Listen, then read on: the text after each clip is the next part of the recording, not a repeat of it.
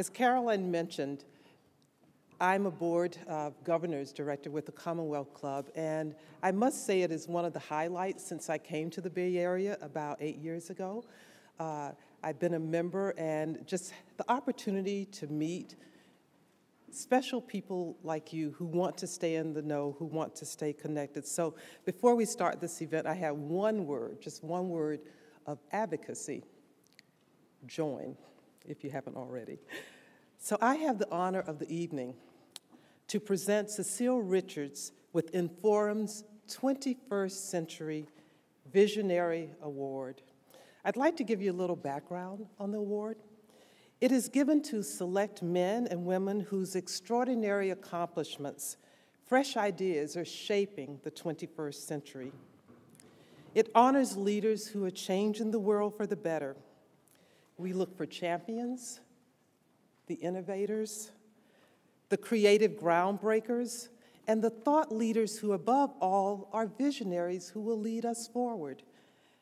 Now, we have given this award to literary master and social philanthropist Dave Eggers, innovative Youth 2 founder Chad Hurley and Steve Chen, environmental entrepreneur Agassi, champion of the environment of the people Van Jones, and change maker King Abdullah Jordan.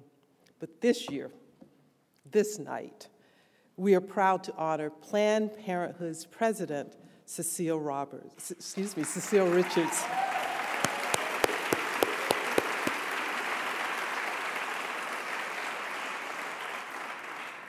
Exciting. One might say that she has big shoes to fill, or maybe we should say high heels to fill, because she's the daughter, as I know many of you know, to political firecracker, former Texas Governor Ann Richards. But this Mrs. Richards served as Deputy Chief of Staff to House Representative Nancy Pelosi. She has worked at the Turner Foundation and is the founder of America Votes and the Texas Freedom Network. In 2006, she began serving as president of the Planned Parenthood Federation of America and is often recognized for her poised leadership amongst much controversy, braving congressional budget debates and forcefully advocating for equal access to health care and women's reproductive rights. She has led Planned Parenthood through a very tumultuous partnership that threatens to be defunded even literally this very day as we look at the headlines. And she has served in recent months as the icon, fighting back against the war on women. In 2010, she was awarded with the Puffin Nation Prize for Creative Citizenship, and in the last 2 years was named to Time Magazine's 100 Most Influential Women in the World, People in the World.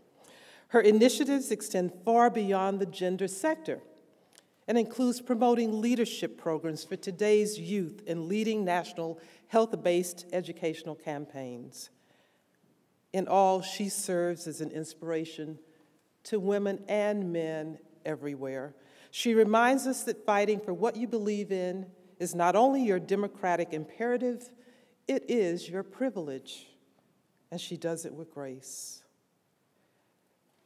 Richards has mastered that seeming oxymoron of a gentle revolutionary, which tonight this award recognizes. For all you have done and for all you will do, Cecile, tonight we honor you with this Inforum's 21st Century Visionary Award.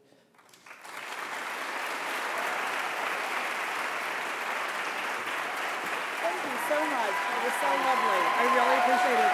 Thank you. Thanks so much. Thank you. Well, thanks so much. Thank you, Jacqueline, for the kind introduction and for your work on the Commonwealth Club's board, this incredible organization. And I'm looking forward to the conversation with Clara later for this evening's conversation. I know as she's taken over as co-editor of Mother Jones and has built an incredible Washington bureau and Mother Jones into a 24-hour news operation that regularly breaks stories. And these last few weeks, Mother Jones has really broken some stories. So And it's a total honor to be here in the Castro Theater. I'm very honored by this award, and I want to say that I'm really here to accept this on behalf of the thousands of extraordinary Planned Parenthood doctors and nurses and clinicians who all across this country, despite all the slings and arrows and the politicians who want to put us out of business, come to work and provide health care to 3 million people every single year. So thank you on behalf of them.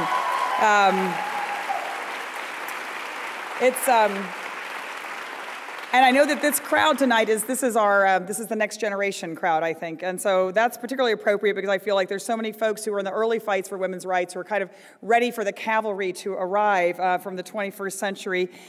Because it is incredible that actually today we are still fighting for rights that we thought actually were established a long time ago. The right to safe and legal abortion, established nearly 40 years ago in the United States. The right to birth control, even further back than that. And of course the very understanding that rape is a crime, not to be redefined. All of this has been actually up for debate in the current Congress. And yet so much of what women have accomplished in this century and in this country can be measured by our ability to plan our families. This right fundamentally changed the ability and the roles and opportunities of women in the United States of America and around the world. Although it seems like there's some folks who've been angry ever since. And the more progress that women make, the harder they fight back.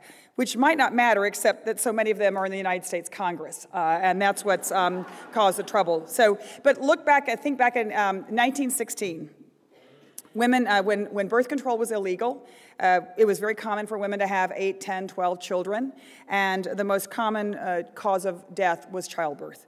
That year, Margaret Sanger and her sister Ethel opened the first storefront in Brooklyn, and for 10 cents apiece, women could get information about birth control. And women were lined up down the block, women with baby buggies, women with children in their arms. And 10 days later, an undercover cop busted Margaret, and she was arrested, thrown into jail, where she taught her fellow inmates about birth control as a true revolutionary. Exactly. But a movement was born. Now, of course, it wasn't until 1965 that married couples got the constitutional right to use birth control. And then, of course, the pill became available, and women's lives changed dramatically. It's so interesting, if you look back, in the 1960s, only about 1/3 of undergraduates in college were women. Today, we're nearly 60% of the undergraduate population. Yep, not bad. In those years, only 4% of the law students were women, and now we represent roughly half of law students all across the country. And in fact, a recent University of Michigan study reported that fully 1/3 of the wage gains that women have made since the 1960s were made as a result of the birth control pill. So this is no small deal. And along the way, other important things happened. The Roe decision in 1974, which we believe established the right to legal abortion in this country, and we're going to fight for it as long as we have to. And then FDA approval of the morning after pill, things like this. And now, of course, finally, we actually have coverage under insurance plans for birth control, which, let's face it, this probably never would have happened if Viagra hadn't been invented by some genius. I mean, really, because once Viagra hit the market and became the fodder for every single late-night television advertisement that we see, it seemed a little bit unseemly to provide insurance for erectile dysfunction, but not family planning. But boy, has it been a fight. And in fact, just this year, as you probably noticed, the House of Representatives, instead of passing a jobs bill or helping on affordable housing or any other of a million pressing issues, decided that they must hold a hearing on why women don't need insurance coverage for birth control, right? That's how important it was. And they not only blocked Georgetown law student Sandra Fluke from testifying, you may remember that, but they actually called 5 men to testify in her place. Now, fortunately, this is why I love social media, an enterprising Planned Parenthood staffer snapped a photo of this panel of men explaining why women didn't need birth control, posted it on Facebook, and the rest is history. In fact, that was a great moment.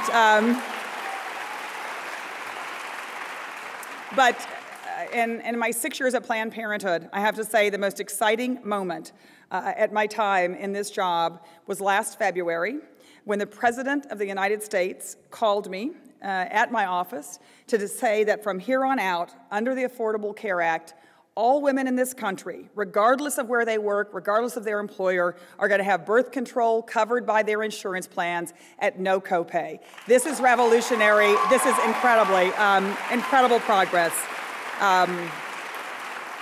So that's a big deal. Now, you may have heard, and there's a study that came out last week, and out of St. Louis. This was a study actually Planned Parenthood was involved in, a part of a medical research study, where women were given access to any kind of birth control for no cost. And in short, this study really, it simulated what is going to happen now under the Affordable Care Act. And so the stunning result, unintended pregnancy went down, teen pregnancy went down, and abortion rates went down, right? Shocking, shocking. And in fact, the researchers who did this study said that if it was replicated nationally, abortions would decrease possibly by up to 71% in America. So just imagine the progress we could make if we could get the politicians out of these issues and we could focus on what's best for women's health in America. It would absolutely be remarkable. There's so many opportunities. And at Planned Parenthood, we're always looking for new ways to get access to care for folks who need it. At Planned Parenthood, we see 3 million patients every single year through our health centers, more than 750 health centers in 49 states in America. That's a lot. But just last month, we had more than 4.4 million folks visit our website to get information. Now, that's about 50 million people a year. So that's 24/7 access to information about birth control or about STD testing. You can get it all on your smartphone. In fact, now you can type in your zip code and find a Planned Parenthood health center anywhere in America. We're like the Fandango of reproductive health care in this country. But I just love the thought that the same information that Margaret Sanger was thrown in jail about 96 years ago can now be accessed 24/7 anywhere in the world. That actually is progress. And the last few months, we've been piloting also something to me is very exciting. It's a program that allows people to text or chat with someone at Planned Parenthood, particularly helping young people who need to reach us sometimes at a moment of real concern or even crisis. Like there was a young girl who texted us the other night. And she said, she just texted, "I'm a teenager and I'm helpless, I'm really scared." So we were able to text back immediately to say, well, okay, it's great that you actually reached out to Planned Parenthood. We're here to help. And we went back and forth on the text, and she was in a very tough situation, and she needed to see a doctor. And so we made arrangements for her to have an appointment the next day. And so as we wrapped up this chat with her, we asked if she had what she needed. And she texted back, "I think you've answered all my questions for now. Thanks," with a little smiley face emoticon. But just a few minutes later, she texted back, "But could I come back here if I have questions later on tonight?" She wanted to know if Planned Parenthood would still be there for her. And my promise to you and to her is, by God, we will be, no matter what. That's our mission. That's our goal. But to do all this, it's not enough just to provide health care to folks. We've got to empower a whole new generation of activists, young women and young men who are going to lead this movement into the 21st century. Fortunately, this past year, when Planned Parenthood was under attack by Congress, the next generation had our back. We doubled the number of campus chapters for Planned Parenthood around the country. We've tripled our friends on Facebook. And we added 1.5 million brand new supporters to Planned Parenthood, and more than half of them are young people, and they're all registered to vote. And that, to me, is very exciting. So I've been an organizer all my life, but I feel like what I've seen this last year and a half is a whole new generation of leaders, like a young woman named Brandy, who's from here in California. Now, a few months back, Brandy called her mom because she was worried because her breast looked funny, and Brandy's mom lived across the country, but she didn't skip a beat. She said, "Go to Planned Parenthood right now." Well, thank God she did. It turned out that Brandy had breast cancer, and we were able to refer her to a breast cancer specialist, and through some grants funding that we had, we were able to cover a lot of the cost of her care. And today, she's recovering at amazing speed. And in fact, now, post-surgery, Brandy is volunteering with Planned Parenthood as a national advocate to make sure that other young people get access to breast cancer screening. And I'm so grateful that Brandy is here with us tonight. So, Brandy, thank you for being here.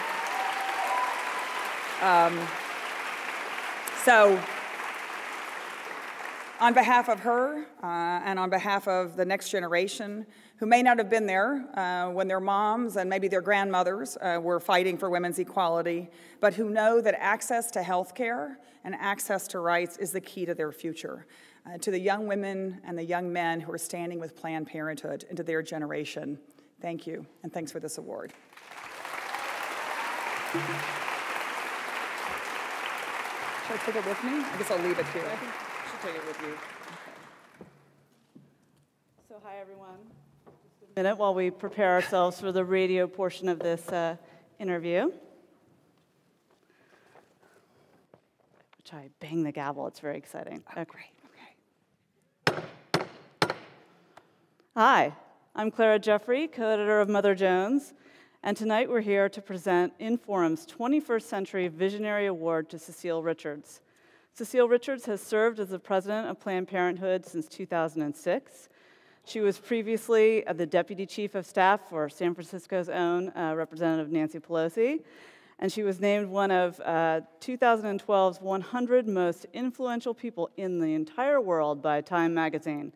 We're so pleased to have her here tonight, and so now, without further ado, Cecile, I wanted to just talk to you a little bit about your parents. Everyone knows that your mother was the governor of Texas, Ann Richards, and your father was a major labor organizer and attorney.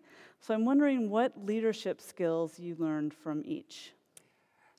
I was born in Waco, Texas, which I feel like is bragging rights a bit, and it was funny because both my folks were from Waco, and they were high school sweethearts, and they went to Baylor University, which is a Baptist school, for those of you who haven't been to Waco, where my mother said every single thing they did was more fun because it was either against the rules or it was a sin. And so I don't know if that's how my parents got to be so feisty, but they were. And I grew up in Texas at a time when every movement that came through town, my folks were into. The farm workers movement, the labor movement, the civil rights movement, the women's movement, and the dinner table was never where we ate. That was where you sorted whatever precinct lists you were working on for a campaign. And so I feel like for both of my parents, they just, they never waited for someone to, invite them in to a discussion or to a movement. They just got about doing it. And I'm so proud of both of them. My father is still alive and still fighting the good fight in Texas. And both of them were passionate about public service and about just doing what's right. And I think it really did lead me to my somewhat, probably sketchy career. Just was starting out as a labor organizer out of college, and I'm just so grateful to have grown up in a family where social justice was pretty much the name of the game. For some people, being schlepped around to canvassing trips and phone banks and all that kind of thing would actually turn them off to politics. But what made it energizing and exciting to you as a kid? Well, I think the thing is, and this is why I think movement organizing is just exciting. It's, in fact, it's funny, when I was quite young, we lived in Dallas, and the farm workers were organizing for a minimum wage in Texas, which, basically farm workers had no rights. And my dad was a labor lawyer, and so they were going to start a big march from South Texas up to Austin, the capital, over this issue. And so my parents threw me and my brother in the back of the station wagon, which is the way you traveled those days, and we drove down to South Texas.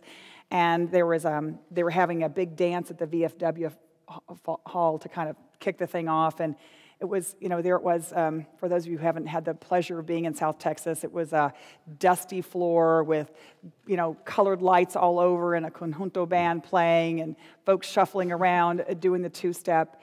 And I turned to my dad and said, you know, this is my first dance. And so for me, I feel like it was never about drudgery and, you know, it was about being part of something that was really part of a community. And so, and that's the way I guess I think about the work we do, is it is about building community, and there's nothing tedious or unpleasant about that at all. So there have been so many surreal moments in your wheelhouse in the last couple of years. The James O'Keefe videos, the GOP threatening to shut down the entire federal government over your funding, right. The Komen controversy, redefining rape, legitimate rape, transvaginal ultrasound, slut-shaming Sandra Fluke. I mean, it goes on and on. Yeah. If you could pick one moment and put it in a time capsule so the, you know, Ken Burns of 200 years from now could tell the story of this era and this moment, which one would you pick and why? Oh, wow, that's really tough, because you're right, it's been a long year, and I think, look, I think one of the interesting things has been when people really got to focus on who we are at Planned Parenthood and what we do. And again, I think I have to give credit to some of our opponents, because they always managed, whenever the fire was going out, to just throw a few more logs on or drop some kerosene. And I'll remember, I do remember one night I was, this may not be a perfect Ken Burns moment, but it really has always, I'll never forget it. I was about to go on some television program, and Glenn Beck went on the air to say that only hookers, it was no big deal. Sorry, kind of killed that line. It was no big deal that Planned Parenthood was getting defunded, because only hookers went to Planned Parenthood. And so the interesting thing was, through social media, immediately our Facebook page lit up with a few non-hookers that had been to Planned Parenthood for care. I would imagine. And so it was, and I'll never forget, this woman wrote in from North Carolina, and she wrote, I guess he doesn't realize that a lot of us military wives go to Planned Parenthood when the doctor on base can't see us. Right. And I felt like if my mom had been there, she would say, you know, I hear America singing. Because to me, that is the amazing thing about Planned Parenthood, is, you know, 1 in 5 women have been to Planned Parenthood in this country. And that means a lot of folks from a lot of walks of life. And that's why we're such an important institution in this country, and why I don't care who's in office, we're never going away. You know, we're never going away.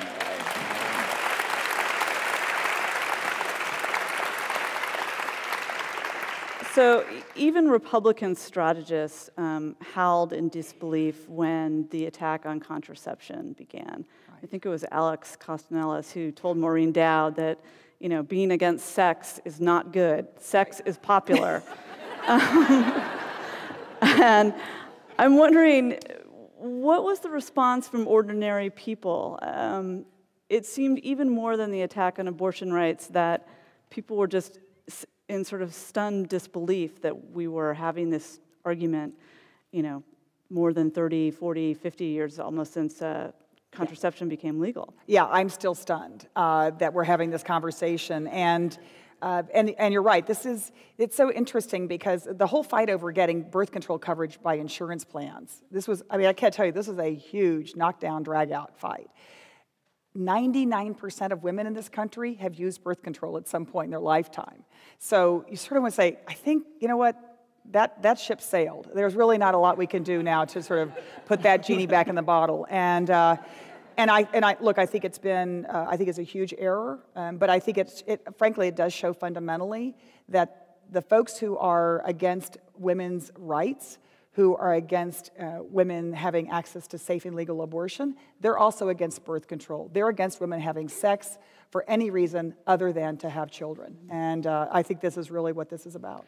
I mean, it's interesting, after that St. Louis study came out that you mentioned, the head of the American College of OBGYNs said that, you know, he believed that anyone who is a pro-life advocate would be completely in favor for universal contraception access, because the results of that study and others before it were so clear. That's right. It's the quickest, easiest, cheapest way to reduce abortion. So why do you think that message why can't the pro-life and pro-choice communities unite on that front? I have no idea, and we've been trying for decades. No, I mean, it's really incredible. I was actually, I mean, I think about this all the time, because of course we have a lot of folks who like to protest Planned Parenthood, and in fact, I was going to a luncheon the other day in New York, and it was kind of out. It was out in Long Island, and it was a little bit way out in the country, and so you had to turn off this highway. And there were these protesters. There were these big, ugly signs. Actually, it was interesting because I got into the luncheon, and this older woman said to me, "God, I'm so glad those protesters were there. I didn't know where to turn to get to the luncheon." But when you know, just take whatever you can get, the help that we can get.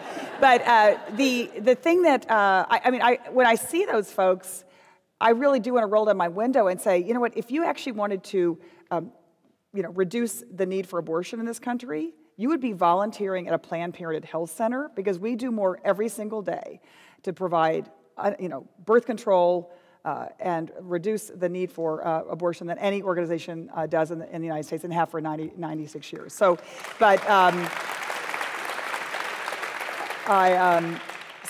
and I do think, look, when you talk to the American people, and obviously we do a lot of research, we talk to voters all the time, we talk to our patients, what the American people believe is this is not the issue that they want the government focusing on. They want the government focusing on, in this arena, getting women access to affordable health care, including birth control. They want to make sure that young people have access to sex education that helps them not become parents before they're ready, and get the government out of personal, private decisions that women and families make about having children. That's basically it. Were you, given how much reproductive rights helps motivate women voters in particular, were you shocked that Obama did not mention anything to do with reproductive rights in the first debate? I was a little shocked he didn't mention the 47% video, I have to say. Right. Right. I think there's a lot of topics that didn't get discussed in that debate. And I do think women, the gulf between Mitt Romney and President Obama on women's issue is like the Grand Canyon. And so I really think it's important that women know, and we're, through the Planned Parenthood Action Fund, doing a lot to make sure that women do know. Because, again, I think to your question earlier, and I know this is not a political gathering, but I can't help but point out that Mitt Romney, it's not just that he said he wants to overturn Roe versus Wade, which, of course, the next president will have a real opportunity to possibly do with a Supreme Court appointment, but he said he's going to get rid of Planned Parenthood. And he said he's going to end the National Family Planning Program that, by the way, was actually signed into law by Richard Nixon. This has been a bipartisan program for... And wasn't Barry Goldwater a huge promoter of Planned Parenthood absolutely. back in his day? In fact, Peggy Goldwater, his wife, was one of the co-founders of Planned Parenthood in Arizona. No, there was back in the day, and we have a lot of Republican supporters. We have a lot of Republican patients, I mean, it's interesting because someone did an analysis of congressional voting records, and until the late 80s, I believe, abortion access was more Republicans voted for it than Democrats. What's happened to make it such a partisan issue and to slide so much to one party as it has? Well, I think that, and I think we saw this in the beginning of the Ralph Reed days, but I think we've seen it now even more extreme with the Tea Party control of the Republican Party, is I feel like moderates have lost their opportunity to really play a significant role in the Republican Party, and that's a shame. Because I just don't think I do not think the Republican Party as a party today represents true Republican beliefs. And the difficulty is when you start pandering, frankly, to a very extreme minority, this is what you get. And so that's why we saw both in this Congress and we saw in state legislatures all across the country, folks voting for just outrageous attacks on women, bills that would take us back decades. And we have a very strong Republicans for Planned Parenthood, and it's growing by leaps and bounds, I can tell you, as a result of some of these attacks. But that's really what I hope, is that, honestly, these issues, they shouldn't even be partisan issues. Why in the world, why should women's health care be a Democratic or Republican issue? It makes absolutely no sense.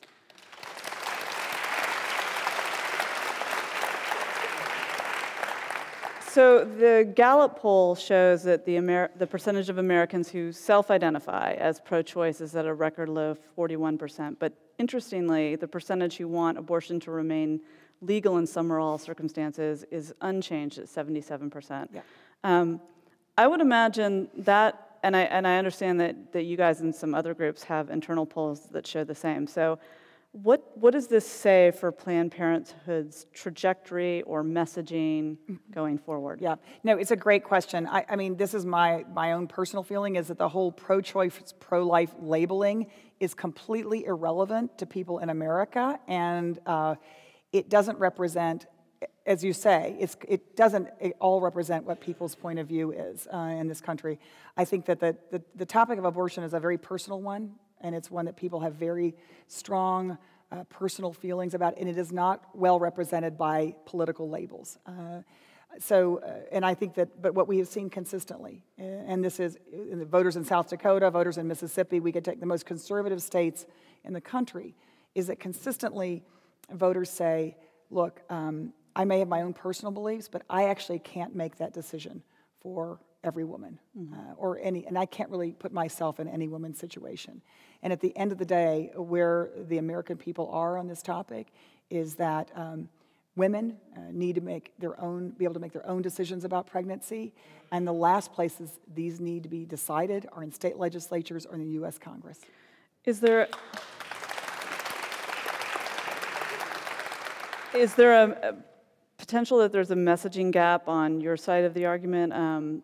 For example, the words "safe, legal, and rare" were in the DNC platform, and that was taken out. And it seems that the use of the word "rare" is highly contentious. And I'm wondering what your feelings are about that. I think, well, it's interesting because we've talked to a lot of people about this, and I think people believe rare is sort of a judgment call, and the truth is, I do think people believe it should be safe and legal, and they believe the more we can do to help provide young people sex education and women access to affordable birth control, then that'll help solve a lot of these problems because women won't get pregnant when they're not ready to have a family. So the thing that kind of makes me crazy about this is it's not like we have to invent some kind of new cure for some disease. We know actually what works. And again, I think the St. Louis study, just if you ever needed a kind of a duh moment, it was, look, if you provide women access to birth control and it's open and they can get whatever kind of birth control works best for them, they won't get pregnant when they're not ready to get pregnant. And so I just think that this is, look, it's crazy that in the 21st century, the United States has the highest teen pregnancy rate and the highest unintended pregnancy rate of any Western industrialized country, right? And that's because we are so hung up about sex and birth control. So you're from Texas. How's that whole abstinence How's that working for us down there? Thing going on down there? Yeah, well, look, I'm proud of being a Texan, but I have to say, I mean, Governor Rick Perry, not our finest moment. And in fact, I know it goes without saying here in the Bay Area, but Governor Perry, I mean, his policy is abstinence only. This is, that means literally in our Texas schools, our policy is if you just don't talk about sex, no one will have it. Now, we also have the second highest teen pregnancy rate in the world, in the country, so kind of go figure. Now, I think Governor Perry, though, says that abstinence only works. He knows it from personal experience. So that's how he's making policy in Texas. Interesting. Yeah, exactly. A little TMI there. Well, and there's a lot there. Yeah, not a little, but a lot. But I think the interesting thing is, because actually, Planned Parenthood, we're the biggest sex educator in America. We provide parents help who are trying to figure out how to talk to their kids. We provide young people information. And again, shocking news flash, providing young people information about preventing unintended pregnancy, how birth control works, preventing STDs, it's not a big turn on. This is actually what we find consistently is that young people who are exposed to comprehensive sex education, they delay sexual activity till later, and when they do decide to become sexually active, they use contraception. Seems clear that we need some rape education in this country as well. Well, look, if there was ever a poster child for why we need sex education in America, it's Todd Akin. It should be required for anyone in Congress. So after Susan B. Komen decided to pull its funding from you guys, you gained, I don't know what portion of that 1.5 million new activists, but a huge number of people came on board. When Sarah Palin attacked Planned Parenthood, people gave to you guys in her name to the tune of $800,000. Actually, it was $1 million. Oh, that's well, okay. $1 million. Yeah. You know, in the sort of what doesn't kill you makes you stronger. I mean, in a weird way, has this year and a half been good for you guys beyond fundraising? Well, I'd say 3 things happened this last year, or this last couple of years. First is because of all the controversy, more people learned who we are and what we do, and that was incredibly important.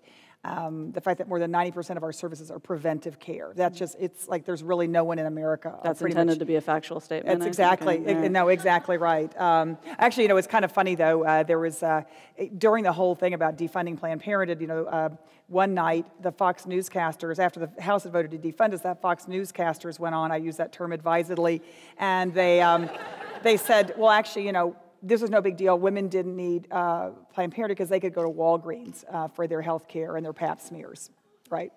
And so then, of course, Walgreens had to put out a national press release saying, please do not come to us for your pap smears. We don't actually provide pap smears. But the great thing was then Stephen Colbert, who was like the great truth teller in America, right, went on that night and he said, women, great news. You can go to Walgreens, get your pap smears. Just go look for those stirrups between the kitty litter and the Swiffer refills. So that happened. Look, that happened. People learned more about us. Our support grew. Mm-hmm. And look, I will admit I follow these things. When they did the poll after Congress voted to defund us, 69% of the American people supported Planned Parenthood. 10% supported the U.S. House of Representatives, okay? So that was big. And then, of course, we gained a ton of new activists, and frankly, the most important thing, a new generation of activists. Well, that's interesting because social media seemed to really rally people to your cause. And you gave an example earlier where it was the work of a staffer that sort of seeded the social media. But I'm wondering in some of these other cases, what's been top-down versus bottom-up? Everything is bottom-up. I mean, I really feel like, the incredible thing to me about social media and why I am such a fan is that it is the most democratizing sort of vehicle we have now for stories that otherwise don't make it in the news. And so, again, when Planned Parenthood was so on the ropes and when the Congress was going after us, a young woman, Deanna Van Dant, who's she's a blogger, right? So she made her own Tumblr site that said, Planned Parenthood saved my life, and women began posting their own stories on social media about how their experience at Planned Parenthood. Now, that's not something that we could have ever generated. It was something that just was out in the ether, and it made a huge difference. We had to take, we had to create rallies overnight to support Planned Parenthood because it was a very short timeline to try to defend ourselves. Those were created through Facebook. And so I actually feel like the power of this is, the Tea Party has power because they're controlling the U.S. House of Representatives, right? But Planned Parenthood has power because we have 6.8 million supporters in the United States of America. And I'd choose that any day. And you've also been able to recruit a really large number of young men to the cause. Yes. Is it a different vibe between guys in their 20s and guys in their 40s or older? I mean, what's going on here? Why are the young guys with you, and where are the men our age? Well, the good news is that young men in their 20s. The great news is that young men in their 20s are just as committed to birth control access as young women, and that's been wise. I know it is wise. But I think it really is. I do believe that's going to be the big difference in this century, is that these are not issues that women just have to fight on their own. I have my own personal example. I have, my twins are in college, and my son has never really been involved in that much before he got to college. Took a little while to kind of get it together, but I love him. I mean, I could go on and on about him, but what was interesting, and this was my sort of epiphany in some ways over the whole fight over Planned Parenthood, was we were, it was a crazy time. The House had voted to defund us. We were on Fox News, getting, talked about every night. There are millions of, people on Facebook and this and that, and there's rallies all over the country. So my hair's on fire. I'm racing down to a rally in New York City with thousands of people who were there to support Planned Parenthood, and I get a text on my phone. It says, hey, Mom, I'm in a van with a bunch of kids from college. We're driving to Ohio to rally for Planned Parenthood. No. Daniel, right, from my son. And that's when I thought, okay, you know, my son Daniel, he's getting into this. This is a movement in this country, and we're not going back in America. Do you hold out hope that pro-choice Republicans will not go extinct? I absolutely do. They're everywhere. They're just not in office. I mean, I think that's the. So I really do. And look, there's some very courageous folks who, when Planned Parenthood, again, when we had to take a vote in the United States Senate over whether Planned Parenthood would still be able to see Medicaid patients for things like preventive care, right? Not abortions. Let's get that on the record. Right, there's no federal funding goes to Amendment. either Planned Parenthood or anywhere else for abortion. And that's been true for decades since the Hyde Amendment was passed. I'd like to live to see the day that is repealed. But we had to take a vote in the United States Senate, and I have to say, you know, we won that vote 58-42. Every single Democratic senator voted to support Planned Parenthood. But the most courageous people were the 5 Republican senators who stood and bucked their party and voted to defend Planned Parenthood. So I want to give them a shout out tonight and thank them for doing that. So yesterday, Governor Romney said, and I'm going to read this, there's no legislation with regards to abortion that I'm familiar with that would become part of my agenda. Could you parse this for me? I can't even understand what he was trying to say. And I mean, look, I think here's the bottom line. His positions are so extreme that when women find them out, they will not vote for him. And so I think this is what we've been seeing over the last 2 or 3 weeks is, I think, a real concentrated effort by him to muddy the waters enough. He knows full well that every single extreme Tea Party piece of legislation that passed the House of Representatives, he would have rubber stamped if he had been president. And that's everything from restricting safe and legal abortion to defunding Planned Parenthood to getting rid of the family planning program. But I think what we've seen in the last few, again, certainly the last 2 weeks, is this sort of shuffle back and forth to try to make it sound like he's really not as extreme as he is. So pro-life groups are preparing for a post-Roe world. I mean, it's what a lot of these personhood bills and other kind of restrictions are really about, is getting state law into place if Roe is overturned. They have a 50-state strategy. Mm-hmm. Do you guys have a 50-state strategy? Absolutely. What is it? Absolutely. Well, I mean, Planned Parenthood, we operate everywhere, and I mean we not only defend access to reproductive rights and reproductive care at the national level, we do it at every state level as well.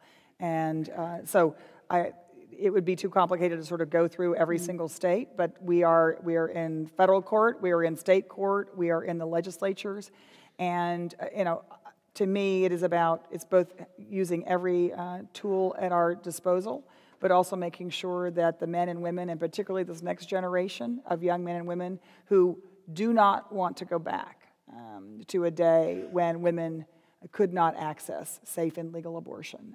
That is very, very clear.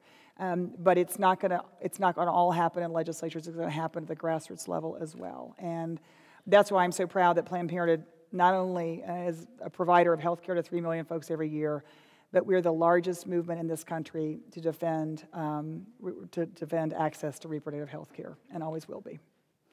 So you worked on voter access for many years before going to Planned Parenthood. Why do you think people believe in massive voter fraud when evidence proves it's all but non-existent? I mean, it's diminishingly like 3 zeros before or after the decimal point, non-existent. Look, yes, exactly. I mean, I think if we want to talk about a voter problem we have in this country, it's that not enough people vote. It's just incredible.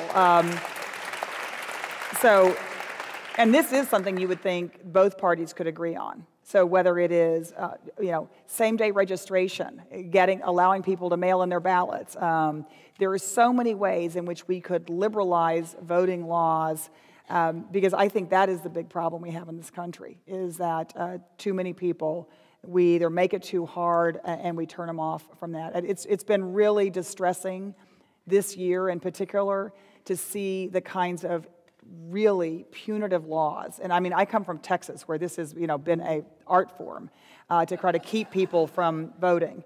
But to see, and particularly the Republican Party, I will say, and to see the kinds of laws that have been passed, fortunately, a lot of them have been stopped in the courts, but are really literally trying to disenfranchise millions of American people.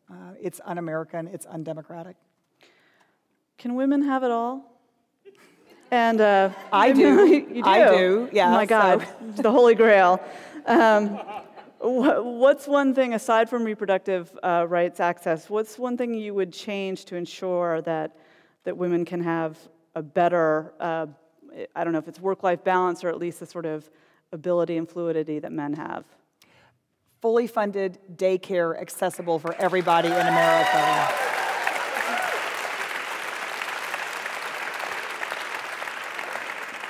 And I would say, I think that allows women to have it all and men to have it all, because there's a lot of dads who are taking care of kids as well. But it's just unbelievable that we live in this century, and women and men and families can't get affordable or comprehensive daycare. At least as far back as a 1996 Mojo interview that I dug up today. What is a Mojo interview? With Mother Jones. You implied that, or just your Oops. Mojo. Okay. You implied that you'd always rather be an advocate than an elected politician. Mm-hmm. And I'm wondering if there's any chance you'd change your mind, because I'm sure the Texas DNC would be thrilled to hear about it. Well, I mean, I'm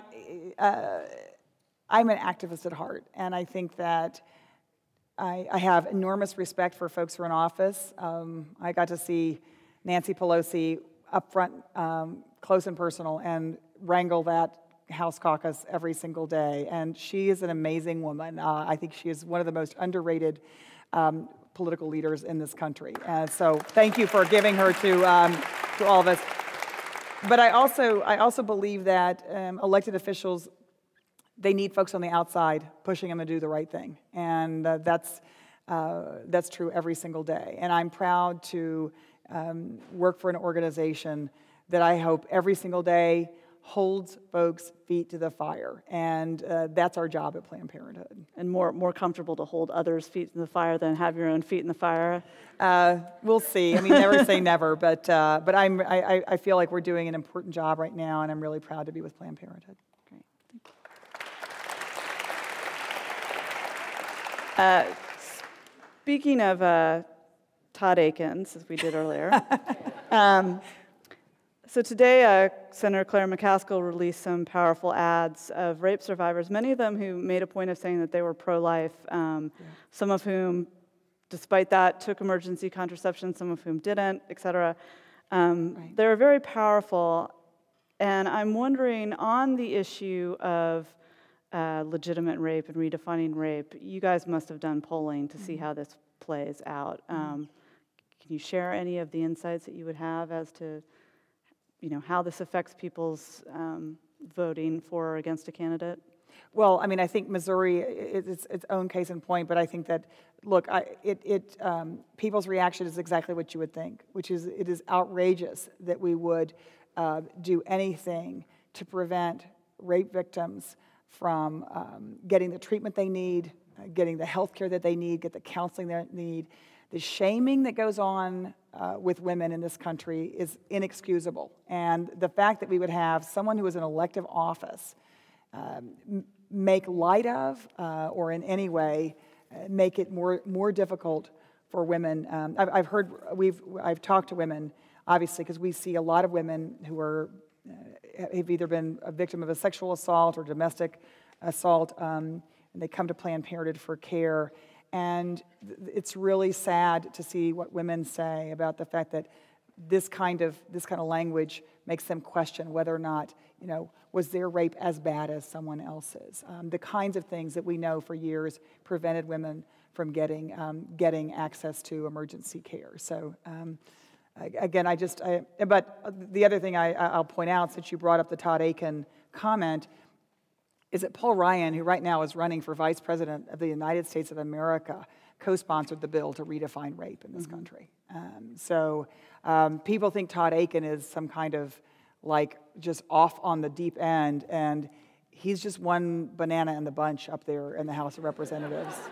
Well, I think it's interesting that it seems the motivation behind that bill and others like it is a belief that young women in particular will lie about consensual sex, so to have and be able to, to abortion, which may or may not be federally funded. It's a very elaborate sort of exercise that the logic is put through. I have never understand why men are so obsessed with women's reproductive organs and things like that. It's just, that's the kind of thing, the kind of thinking that is required for them to go back about, anyway, they've got some other issues, I think.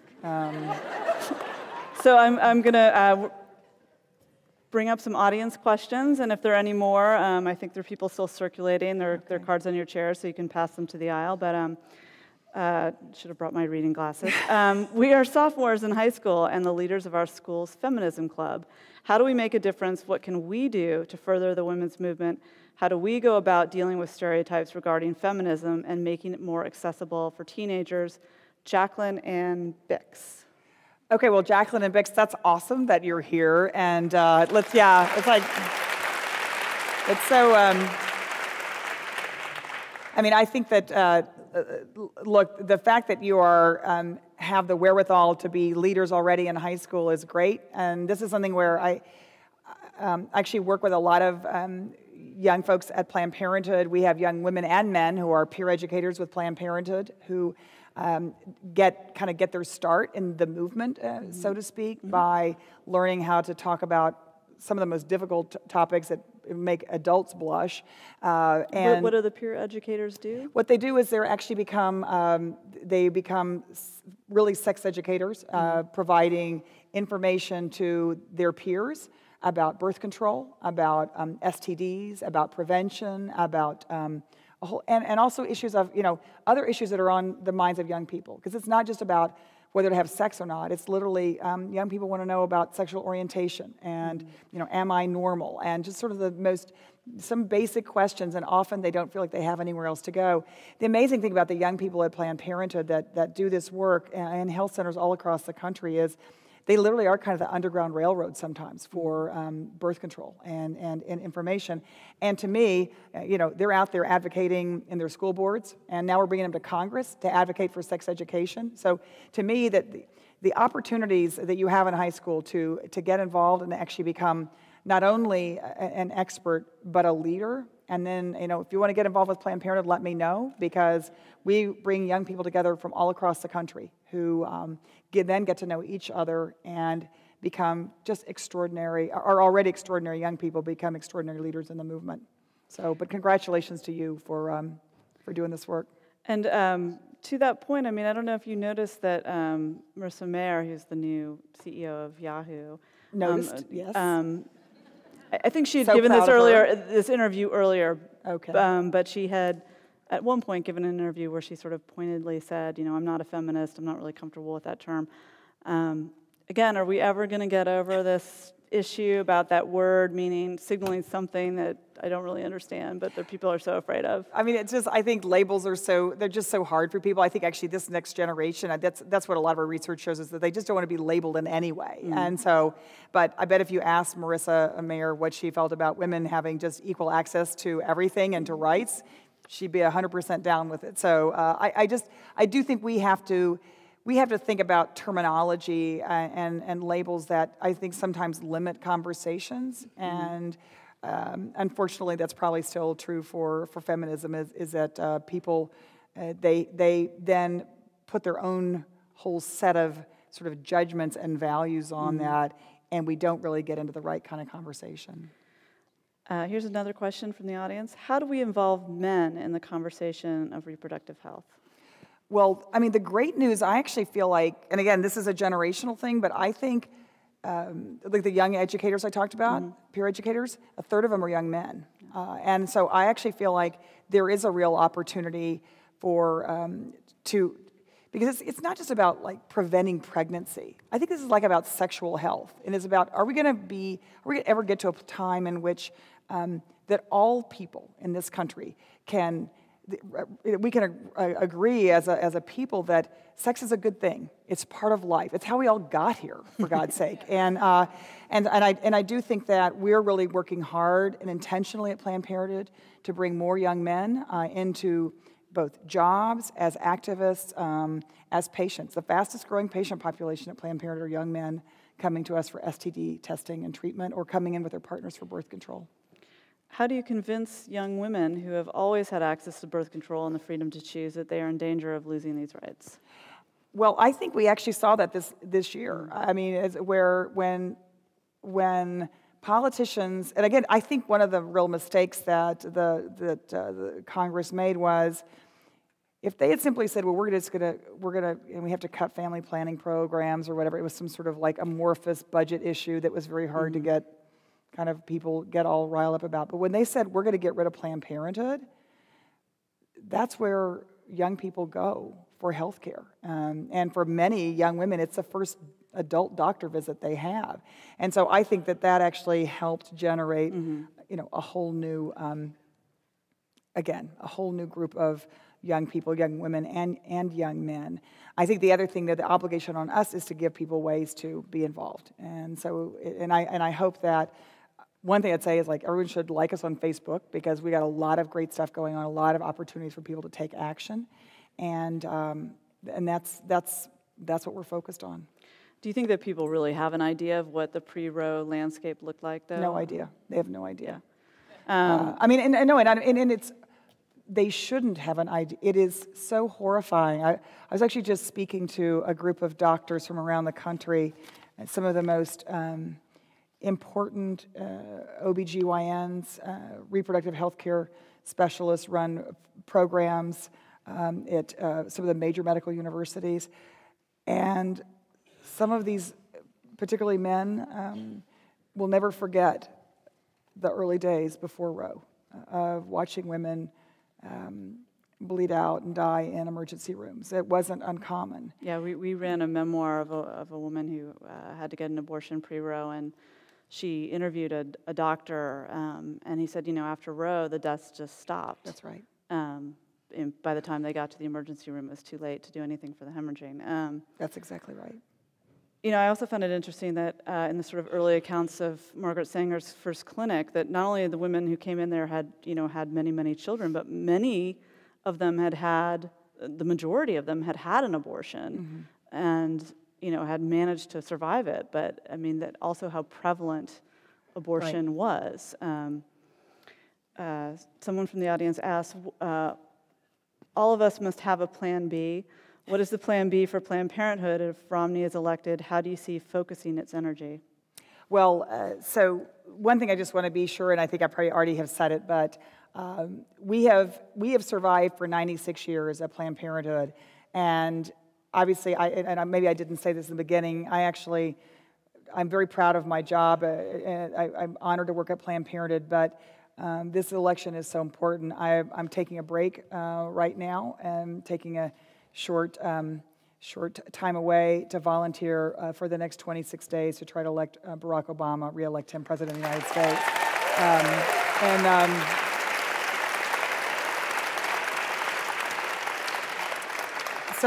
So I think it's incredibly important because the health care of the women that we see and the young people we see will be so dramatically affected by the next president. But I'll just say that at Planned Parenthood, we're going to continue to be here no matter what. And even if it was under an unfriendly administration, but it's going to mean I'm going to need a lot of you. Because it's going to mean that women and men in this country of all generations are going to have to stand up and they have to take action and not take any of this lying down. How did the response to the Komen situation play out internally? Can you give us a sense of what unfolded for you in responding? You knew a little bit ahead of time that this was happening before the public knew. Yeah, no, and look, I think what I was really focused on is a lot of women do come to us for their one doctor visit. That's it. Right. And so providing a breast exam and teaching women about breast health is incredibly important to us, because that may be, it's interesting, you know, women come to Planned Parenthood primarily for birth control. That's usually the first time they come. But once you get them in the door and they've got a doctor visit, boy, it's such an opportunity to make sure they know about breast health, that they get a pap smear, that they get whatever other care that they need. Because unfortunately, too many women, they put off their own care, right? They'll take care of their family, their kids, or whoever, everything else before they take care of themselves. So to me, the work we do at early screening and education on cancer is really, really important. So to me, we're like this with the Komen Foundation in terms of what our goals are, and that is the more we can do early detection, we can save women's lives, and that's what we're about. So I felt like it was important to just stay true to that is exactly our purpose. We never wanted to get in a fight with the Komen Foundation, and I think that is. Did you say to Nancy Brinker, like, this is just going to create this unbelievable controversy? I mean, do you know what you're getting into?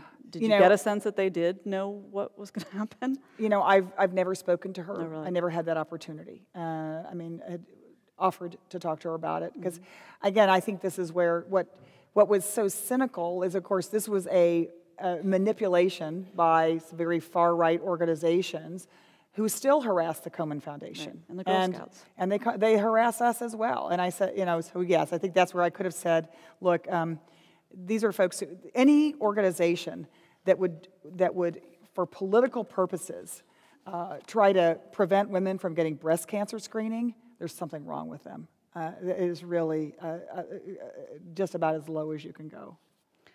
This isn't a question so much as a request from Janine DeAndre. Will you please run for President of the United States? Okay, Janine. Done. Give me your card, Janine. Yeah, we'll talk later. Hey, but I will say that, you know, it's important to me. I have 2 daughters. I have a son. I'm not going to be the next president of the United States or a president of the United States, but by God, I hope in my lifetime we have a woman president of the United States. It is so important. So many of the issues we talk about, I mean, it's not even funny. You know, I mean, one of the things that we had to deal with in the Affordable Care Act, if I can just go back to that for a minute, because that's such an important bill, literally we had to fight whether or not maternity benefits were going to get covered by health insurance plans. Okay? This is incredible. So there was a debate in a hearing, and Senator John Kyle from Arizona,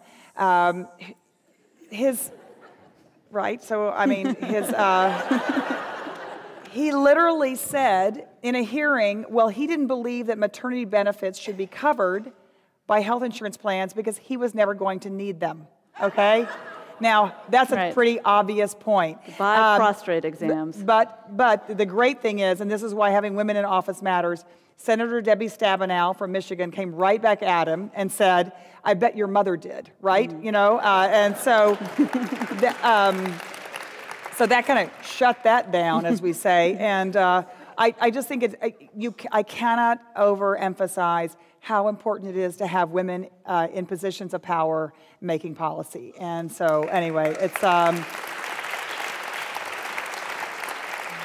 So a couple of people have asked, what's the best way to get involved with Planned Parenthood? What, you know, ground level volunteering? What's the thing that they can do to help?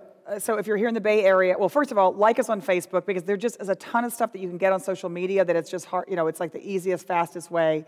And we do a lot of work through social media. The other thing is I'd love to give a plug for Planned Parenthood here in the Bay Area. Planned Parenthood, Shasta Pacific, and the Bay Area. All right. And I know my good friend CEO Heather Estes is here, who runs just an outstanding organization. They do exactly, and I guess some of her fans are here, which is great. They do a fantastic job of not only providing excellent, affordable health care, sex education, but they also have a very robust activist program. I know they're doing phone banking, I think, 3 nights a week now during this election season. So I hope, please get in touch with Heather Estes and the Planned Parenthood here in the Bay Area. So this is a traditional closing in-forum question. You have 60 seconds to give us your recipe for how to change the world. Oh my God. How to change it in 60 seconds? I don't think you have to change it in 60 seconds. You just have 60 seconds now, more like 45. Yeah, okay. Look, I mean, I think the way we could change the world is if we did, I mean, I kind of referred to it earlier, if this country could just get it together and realize that sex is something very positive, it's a good thing in people's lives, and we could just be more open and honest with this next generation about sex and sexual health, this world would be a better place. So, anyway.